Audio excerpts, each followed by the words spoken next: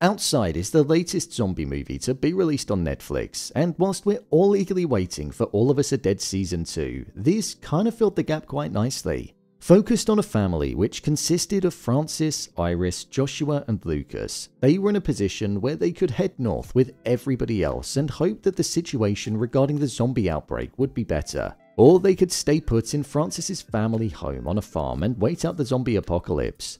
With deeper themes that ran underneath this movie, which were focused on trauma and abuse, this zombie apocalypse movie didn't actually have that much zombie apocalypse within it, but rather we looked through a lens on a broken family life. So with that, let's discuss the deeper meaning of the movie, the ending, and share if it's any good or not. So let's get into it. Here is the ending of Outside Explained and a review of the movie. Just to let you know, this video will contain spoilers. The ending explained. The deeper themes of this movie were all about trauma, not being able to move on from it, and mirroring the behavior of your abuser later on in life. The setting of this movie being at the house that Francis grew up in, where he was abused by his father and was locked in the cellar when he was younger, was such a key part of this film, as it ultimately allowed Francis to mirror his father's actions on his own family. Francis and Iris were a couple that were on the rocks due to Iris cheating on Francis with his brother and ultimately having a child with him, their oldest son Joshua. With the prospect of there being a camp half a day's ride away in the north, Francis didn't want to take his family there. He didn't want to do so because he didn't trust his wife and he didn't like the idea of losing his family and being on his own, like he was when he was locked in the cellar when he was younger. Hence why he lied about having a map, the truck being broken down, his brother being killed, and also the zombies still being active and in large numbers, despite the fact that they were getting weaker and were actually dying out. Francis was obsessed with keeping his family to himself and doing what he could to stop them from going outside. His family was his whole world, but he was extremely unhealthy about it. Even shots like this, where they were all sat at the dinner table, but he sat there with a gun next to him, it showed the power imbalance that was present there, and that it wasn't a loving family. It's as if they were all being held hostage there.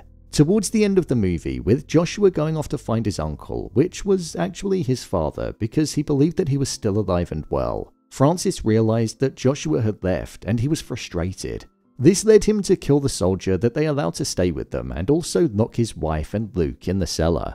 After reading the book The Boy Who Cried Wolf, Luke mirrored the actions of the character in the story and pretended to be unwell so that his father would go into the cellar. When that happened, Iris appeared from the dark and stabbed Francis and locked him in there. This was something that caused him to have flashbacks to when he was younger and ultimately break down, seeing his father as a hallucination. Iris planned on escaping with Lucas and heading towards Delta Camp, but when she opened the door, Uncle Diego was there in the form of a zombie and he tried to infect the both of them. This was when Francis broke out of the cellar and ultimately went on to kill his brother. This was something that was a massive issue for Francis because he'd never gotten over the fact that his wife cheated on him with his brother and he hated him for it.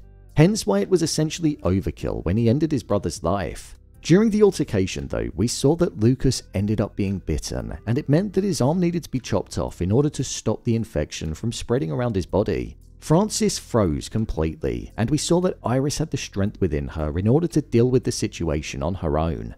When Francis went to go and get the truck so that Lucas could be taken to hospital, Joshua was there with a weapon on the bridge, and he ultimately ended up killing his father as he didn't know if he was infected or not due to the sheer amount of blood that he was covered in. Personally, I wasn't really a fan of that. It didn't quite make sense to me. The fact that immediately after he ran over to his father and apologized as he laid there dying, it just didn't feel authentic and it actually took me out of the movie for a small moment. The movie ultimately concluded with Iris cradling Lucas, who asked if he made it, to which she said that he did, and the lights of the truck then shone through the window as Joshua pulled up outside the house, showing that the family were now essentially free of the prison which was Francis's grasp, and they could now live their life how they wanted to, no longer in fear and just being there for each other. Francis became the very person that he never wanted to become, his father. He mirrored his father's actions because that was all he seemed to know. He didn't want to lose his family and be alone because he felt that loneliness when he was younger when he was locked in the cellar. So by locking them away as he once was and by treating them like hostages because he feared he'd lose them, it ultimately had the opposite effect. The movie focused on trauma, abuse, the feeling of loneliness, and a man's descent into darkness, but also a woman's strength and power to think on her feet and be able to survive it. my review of the movie. I thought this was a really enjoyable movie to watch. Do I think it's the best zombie apocalypse film that I've seen? No. Do I think it's the best at tackling deeper themes of trauma and how it impacted a relationship in the present day? Also, no. But it made for some great viewing, and I enjoyed seeing the descent into darkness and the chaotic mindset that Francis had by the end of it. In terms of the way that this movie looked, it was absolutely gorgeous to look at. Some of the shots were so simple, but it really captured the landscape and natural beauty of the area. The film just looked crystal clear when watching it. I loved the fact that the movie actually filled the whole screen, right up to the edges. It just allowed that view to really fill the space and for us to appreciate how good it actually looked. Considering this is a zombie apocalypse movie, it wasn't actually that scary, nor did it have many jump scares in it. But one thing it did have a lot of was blood, guts, and gore. The movie didn't hold back in what it showed us, whether that be dead bodies, injuries that people had sustained, and even the way that people were killed. Some moments were hard to look at, and the makeup and effects team did a really good job with it. The zombies were menacing, but there was a part of their brain which was still human and within their body, which I thought was an interesting touch. They would almost say a phrase that connected them to their own life before attacking, whether that be "I'm sorry" or "run", so there was a sense of humanization to them. One of the final scenes where we saw that Iris had to cut off her own son's arm in order to prevent him from turning into a zombie, that was a moment that was extremely hard to look at. The sheer amount of hacking that she had to do in order to get it to drop off was next level, and you could only imagine the pain that Lucas was going through in that moment.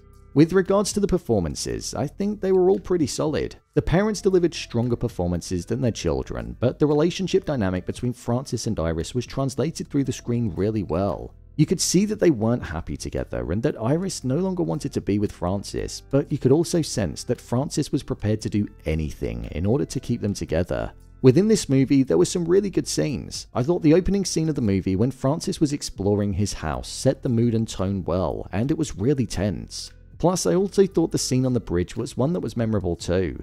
So ultimately, is this movie worth a watch? Well, it is a bit on the long side, so it is a commitment. I would say that it's very different from your usual zombie movie that you see. But if you want to see a movie that's more so focused on the downfall of a family's relationship and a father struggling to deal with the trauma that he endured as a child in the setting of a zombie apocalypse, then this one will be up your street. It's very specific, I know.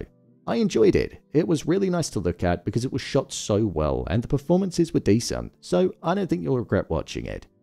So, there you have it, the ending of Outside Explained and a review of the movie. If you want to see more videos on your favourite TV shows and movies broken down, then click on the card in the top corner, there'll be a playlist there. Or alternatively, you can head over to my channel where you'll find them all. And finally, if you'd like to see what I gave this movie out of 5 stars, then head over to my Letterboxd profile. It's where I rate the latest releases in real time. What did you think of this movie? Let me know your thoughts in the comments. As always, thanks for tuning into the video, and I'll see you in the next one.